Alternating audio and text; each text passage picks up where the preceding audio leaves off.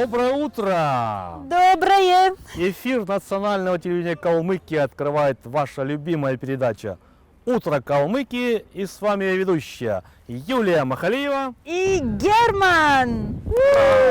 Доброе утро, Сегодня друзья! понедельник. Замечательный Очень день. легкий день. Вы любите Очень понедельники? Обожаю. Обожаю. За что? Мне бы понедельники взять и отменить. Потому что я в понедельник начинаю новую жизнь. Записываюсь в спортзал. Начинаете изучать английский язык. Английский я знаю, начинаю изучать китайский. Так что понедельник это маленькая новая жизнь. Согласна. Поздравляю вас с понедельником. Поздравляю и я, и давайте переходить уже к зарядке.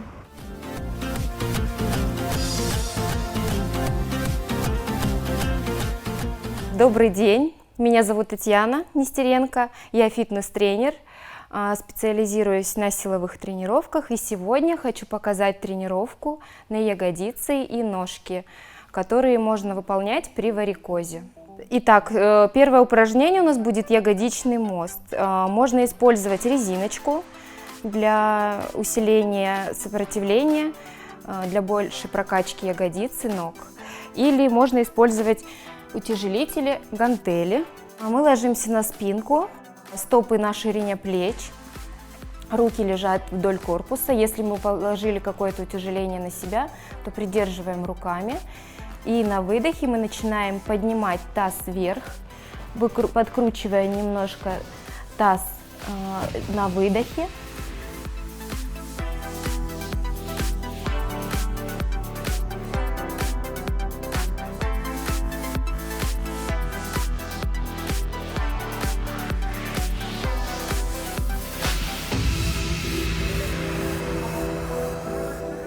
Не отрываем пятки, угол ног 90 градусов.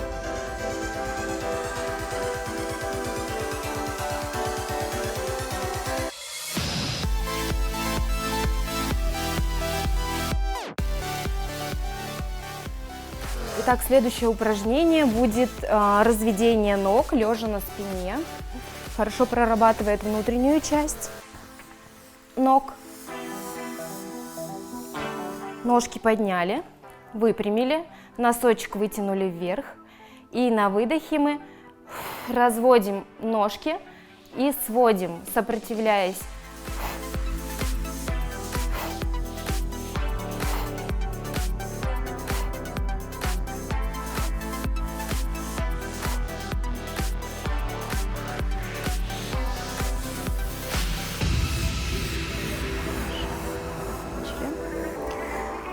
Следующее упражнение – отведение ноги в сторону. Мы встаем на четвереньки. Можно одеть утяжелители на ножки, можно положить гантелю. Можно также использовать фитнес-резинку. Встали, спина прямая, кисти у нас под плечом. И мы на выдохе начинаем отводить ножку вверх, колено поднимаем до параллели с полом. Выдох, вернули, сделали вдох. Выдох, вдох. Здесь очень важно не прогнуть спинку и не округлять поясницу.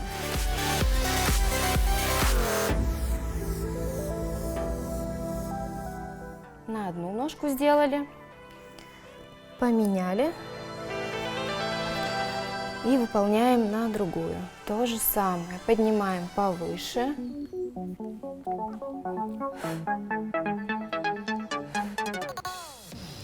Животики втянуты, мышцы живота у нас напряжены, спинка прямая, не округляем поясницу и не прогибаем ее.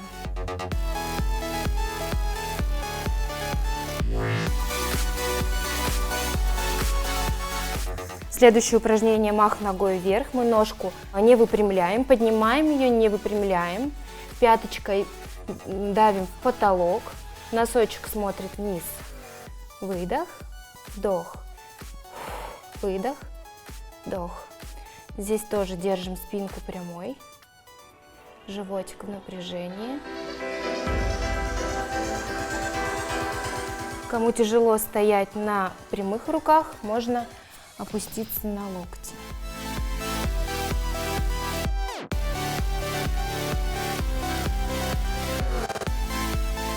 сделали на одну ножку, переложили груз на другую. И повторили то же самое, только с другой ногой.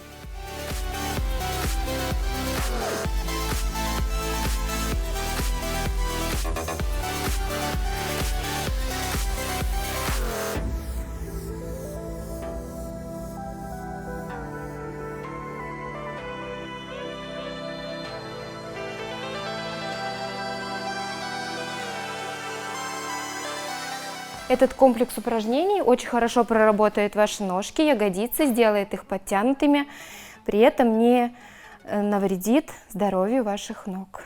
Со мной сегодня была помощница Гиляна, спасибо. Всем желаю отличного настроения и хорошего дня. Пока-пока. Герман, скажите, вы по утрам завтракаете? Нет, А почему? потому что я сплю по утрам.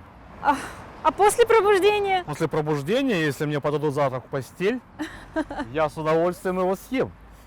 Давайте посмотрим рецепт вкусного полезного завтрака, который у нас обычно бывает в эфире, и, может быть, потом кто-то вдохновится и... И подаст мне его в постель. Возможно. Давайте проверим. Давайте проверим. Смотрим на экран. Всем привет! Меня зовут Алтын Гирел, и сегодня мы будем с вами готовить французские тосты. Для приготовления тостов нам понадобится французский хлеб, 3 яйца, молоко, корица, сахар, сливочное масло и будем делать сироп из клубники. Для этого нам понадобится сама клубника, сливочное масло и сахар.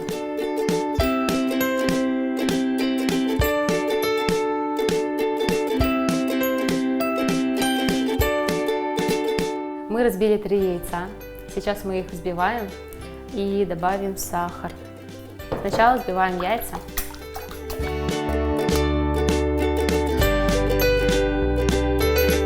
Сейчас добавим сахар.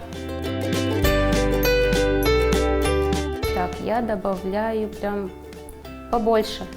Я добавила 6 чайных ложек сахара.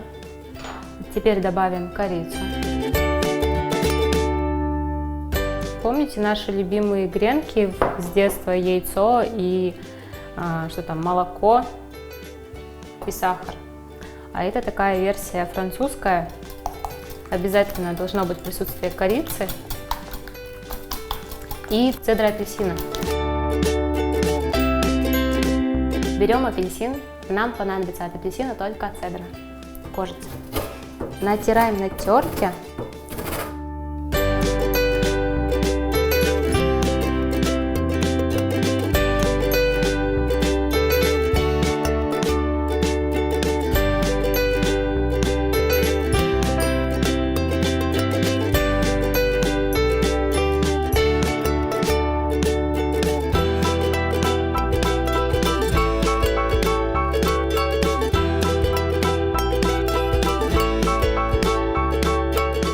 Мы добавили цедру, теперь мы ее перемешиваем.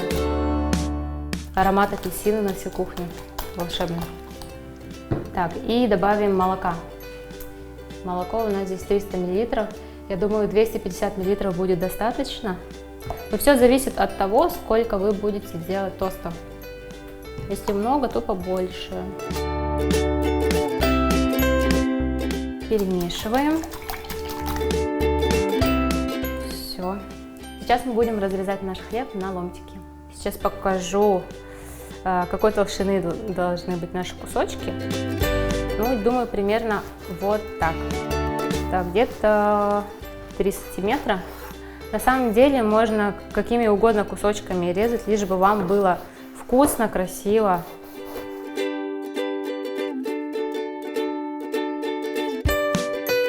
Мы разрезали наш хлеб и на разогретую сковороду добавим сливочного масла.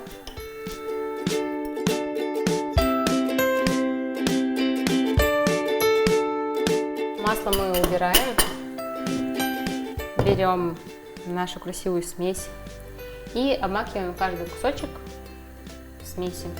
Так, можно это сделать вот так.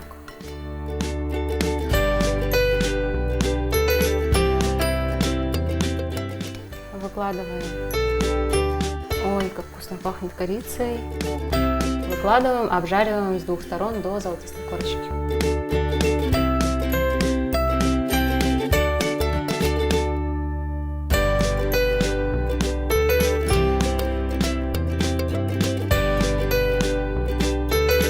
Обжарили наши тосты с обеих сторон до золотистой корочки и выкладываем на тарелку.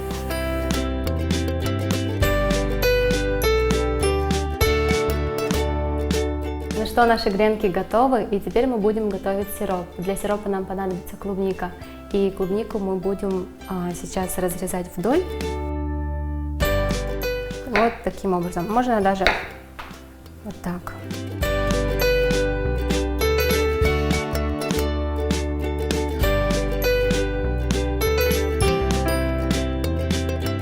Для приготовления сиропа нам понадобится сотейник, сливочное масло, сахар и клубника. Вы можете использовать также тростниковый сахар. Добавим сливочное масло, растопим его. Пламя нужно немножечко уменьшить на медленном огне. Будем готовить на медленном огне. Сейчас растопим масло. Добавим сахар.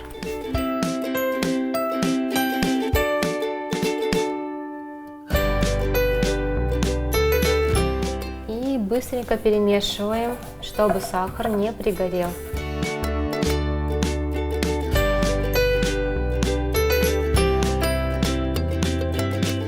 Растопили сливочное масло, добавили сахар и теперь добавляем клубнику.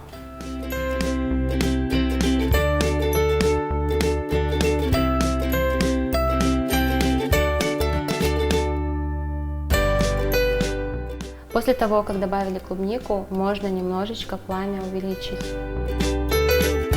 Пусть это будет средний огонь. И все хорошенько перемешиваем.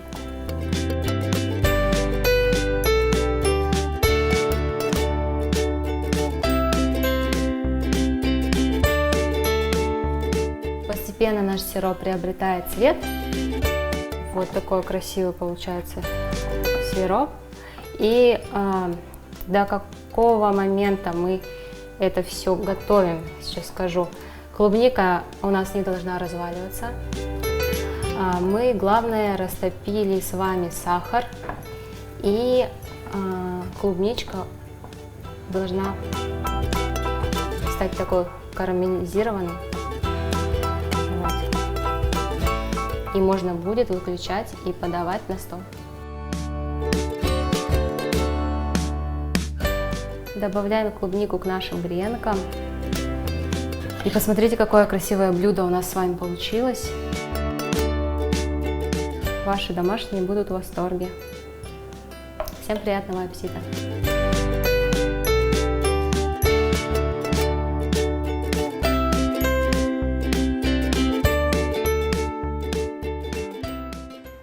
Герман, вы любите передавать приветы? Обожаю. Очень хорошо. У нас Я сам с приветом.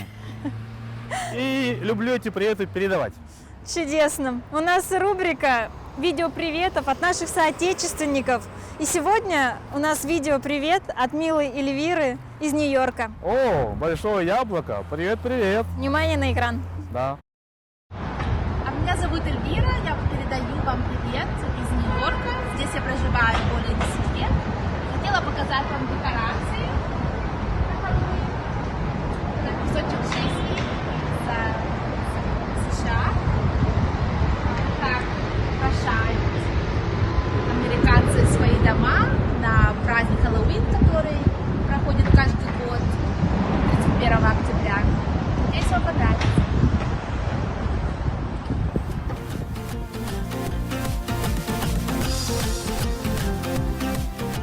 Дорогие друзья, эфир продолжается, и у нас в гостях, как обычно, как всегда, интересные, замечательные гости. Сегодня у нас Киштен Ивановна в гостях, она у нас председатель Калмыцкого регионального отделения Общероссийской общественно-государственной организации «Союз женщин России». Правильно все сказала? Да, доброе утро. Так получилось. Доброе утро. Ну, в 2009 году мне предложили возглавить это региональное отделение.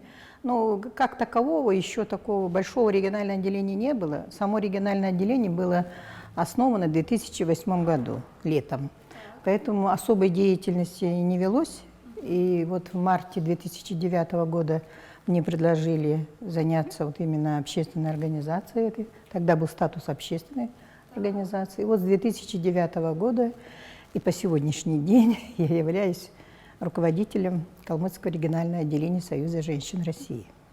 Расскажите подробнее, что именно вы делаете? Учитывая, что у нас все-таки Союз женщин, да, достаточно широкие такие, знаете, не полномочия, скажем, а широкий охват деятельности. Да. Мы помогаем, стараемся помогать и многодетным матерям, и неполным, семьям, которые имеют детей с ограниченными возможностями. И вот я лично опекаю в первую очередь семей погибших защитников Отечества. Если вы, наверное, слышали, да, я осуществила очень большой проект с 2013 года. Это 4 документальных фильма о погибших в Афганистане на Северном Кавказе. То есть, если до этих времен как-то, знаете, все это умалчивалось, это не поднималось, мы плотно занялись этой темой. И вот матери погибших солдат, вот часть из них вошли в нашу организацию, как бы, да, они довольны тем, что вот память о их детях все-таки сохранена.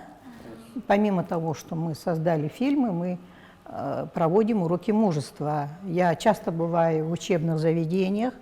Это и общеобразовательные школы республики, и колледжи, и наш и Калмыцкий государственный университет, в котором я столько лет проработала. Нам с Германом известно, что сейчас вовсю идет конкурс «Имя ей женщина». Можете тоже подробнее? Да, это конкурс инициирован как раз нашей общероссийской организацией «Союз женщин России». Участвуют только журналисты и люди, которые работают, ну, вот как собственный корреспондент или внештатные. Аккредитованные. Да, да. Конкурс посвящен именно для поднятия престижа женщин. И вот что характерно, ну, как бы в первую очередь приветствуются публикации, посвященные именно членам региональных отделений. Я имею в виду не только нашего регионального отделения. У нас 85 региональных отделений по всей России. Вы представляете, какая это сила? Мощь. Если, конечно, допустим, ваше телевидение сочтет нужным, они тоже могут принять участие. Потому что у конкурса статус всероссийского. А второй конкурс возрождения языка, культуры, это уже конкурс для всех. Это наш конкурс. Вот мы, Калмыцкое региональное отделение, проводим конкурс второй раз. Первый раз мы проводили в прошлом году. Кстати, было очень много желающих тоже поучаствовать. У нас даже были участники с Италии. Ну, это вот калмычки, это группа «Калмычки за рубежом». Да, они тоже ратуют, кстати, за сохранение родного языка, за сохранение своих семейных ценностей. Да? В прошлом году конкурс был приурочен к 30-летию Союза женщин России. А в этом году мы проводим вот второй республиканский, открытый, заочный конкурс. Он посвящен празднику Дню Матери России. То есть мы сейчас ведем прием документов, да, конкурсных, вернее, заявок по 5 номинациям. А после, к Дню матери, это 27 ноября, у нас будет подведение итогов и награждение победителей и призеров. А какими призами? Да, вы это хотели спросить? Нет, я хотел спросить чисто технически, а может участвовать любой человек? Конечно, ну просто понимаете, надо понимать, какие там номинации. Я в курсе, какие там номинации. Допустим, значит, я смотрел положение, значит, 4 печатных листа. Не обязательно печатных. Это может быть и в формате видео. Вот, интересно, да. Или же 4 печатных листа, или же формат видео. Человек снимает, посвященный какой-то тематике. И по своей номинации. Да, по своей номинации. И кулинария, и возрождение семейных традиций. Кулинарию мы убрали. Убрали, да? Да, заменили на художественное чтение, вот именно на сохранение родного языка. Это будет художественное чтение стихотворения народного поэта Владимира Доржевича Нурова. Только его стихотворение. Только его. В этом году его. А на следующий год, может быть, То есть я могу прочитать на камеру стихотворение, Да, записать да. и по указанному адресу выслать слайд, да. Все, теперь все это понятно. всё рассматривать, да. Или же какие-то рассказать о своей семье, где соблюдаются наши традиции. да, с поколения в поколение живет. Потом еще знай своих предков, у вас такая номинация. Знай да? свои корни. Да, знай свои корни. Это то есть родословное. То есть я могу, значит, рассказать про свою родословную, про свои корни. Да, это же специально мы вот эти номинации мы делаем, потому что вы знаете, что у калмыков большие проблемы с этим, поскольку и депортация, да, и выселение, семьи разрозненные, да, и стариков практически не осталось. И я хочу просто заинтересовать молодое поколение, может быть, они что-то успеют еще записать, да, сохранить. Допустим, у меня другая проблема. Мой отец родился еще до революции, в 1905 году. Поэтому сейчас, ну, мы были молодые, тогда же не записывали как-то, ну, не были озабочены, скажем, такой темой. Да. Я родился в 5-м году. Да. Я поздний ребенок. Отцу было 56 лет, когда я родилась, и 59, когда родилась сестренка. Вот какие были наши предки. У нас вот. большая многодетная Вот, семья. вот. Ну, отец у меня не только отец, он и как мама, потому что мама ушла, когда мне было 3 года. Отцу пришлось нас всех воспитывать. Ну, вы представляете, да, что такое 6 детей на плечи одного человека при отсутствии матери, бабушек, дедушек. Он многодетный папа, мой отец. Он был знаменит в советское время тем, что он был сказителем Джангарчи. Он был творческий человек, получается. Ну, знаете, он был бы, наверное, очень творческим, если бы нас не было бы еще. Ну, понятно. потом, Может, вы его вдохновляли? Мотивировали, конечно. Дело в том, что его часто приглашали. Я расскажу об одном эпизоде, если возможно. Да, конечно. К нам часто приезжал, я родилась, давайте про село родное скажу, а то мы что-то не говорили. Мое родное село – это село Ульдичины, которое находится 40, недалеко здесь. Да, 40 километров. И к нам часто приезжал первый секретарь обкома партии Басам Бадминович Городовиков. И вот когда Басам Бадминович приезжал, там вот были мероприятия, он привозил гостей, наш отец там, ну, во-первых, он умел прекрасно танцевать.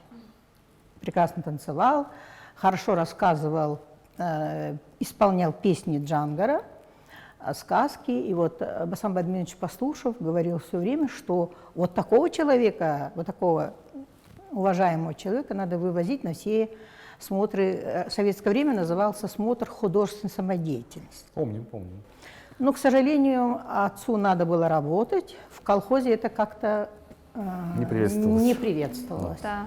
Он посещал, конечно, мероприятия, но достаточно редко. Но к нему приезжали. Я помню, в 1969 году к нам приезжал тогда еще молодой ученый Аконов. Ну, кстати, его уже нету, Борис Аконов. И где-то, наверное, дня 2 записывал отца, потому что отец мой исполнял героические богатырские сказки. Вы знаете, они очень... Он был Джангарчи был. Да, они очень длительные по времени, да, и по объему. Одна сказка может длиться 45 минут. Вот сейчас даже я своим детям говорю, вы представляете, какая феноменальная память была у вашего дедушки. К сожалению, на нас природа, наверное, решила отдохнуть. Отдохнуть, да. А вот еще вопросик такой. Вот масс-медиа сопровождение вашего конкурса. Вот эти люди присылают Видео, свои работы видео, свои да. конкурсные. А в процессе конкурса нельзя их где-то выставлять на телевидении, там, Нет, на радио? нет, до оглашения результатов мы не... Нет, вы не оглашаете результаты. Вы нам прислали вот такой интересный фрагмент. Это интересно, когда идет какой-то конкурс, да, и люди соревнуются, и все видят их соревнования, и всем интересно.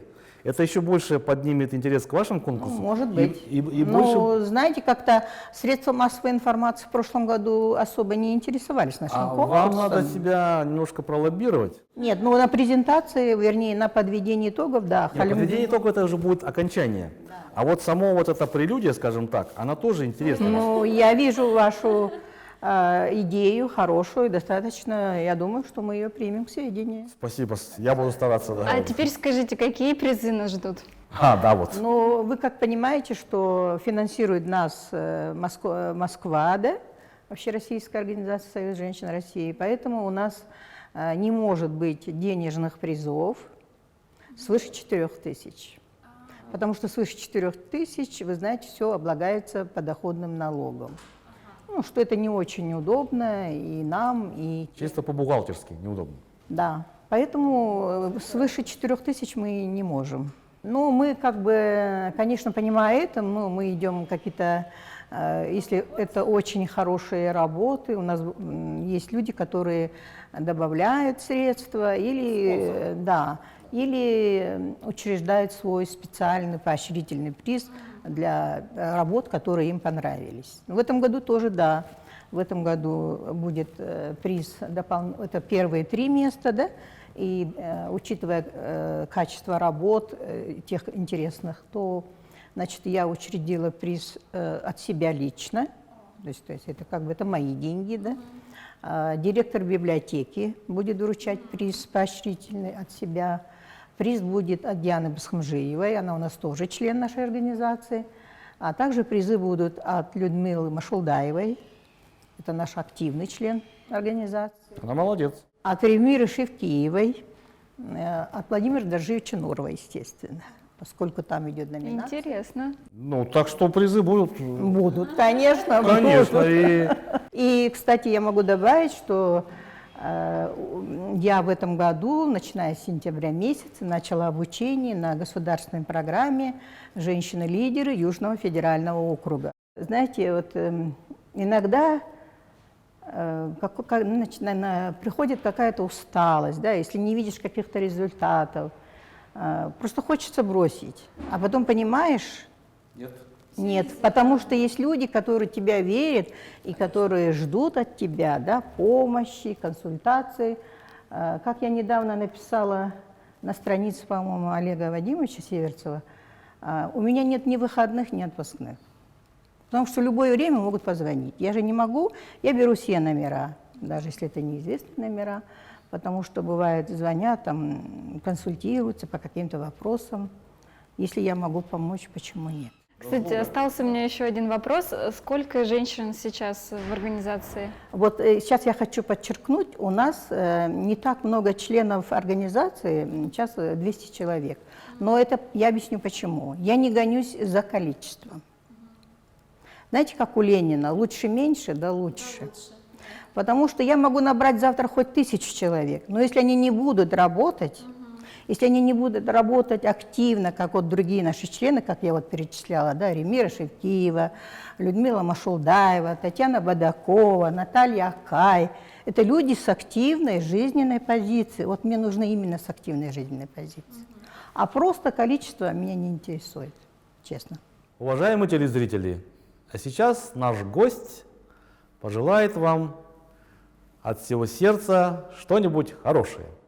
Доброе утро! Я хочу всем пожелать позитивного дня, и чтобы все ваши проблемы решались в этой, даже в течение этой недели следующей.